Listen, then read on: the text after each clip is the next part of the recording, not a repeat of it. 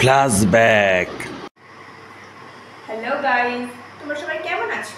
অবশ্যই ভালো আছো। আজকের ভিডিও হচ্ছে কি বলো তো, ভাবো। ঠিক আছে, আর ভাবতে হবে না, আমিই বলে দিচ্ছি। আজকের ভিডিও হচ্ছে ফেস লক। লক কি লক? তোমরা সবাই দেখতে পাবে। আর হচ্ছে ব্যাক সাইড কম্বিং আর ফ্রন্ট কম্বিং। চলো ভিডিওটা স্টার্ট করা যাক। প্রথম থেকে শেষ পর্যন্ত পুরোটা দেখবে, ওকে? চলো।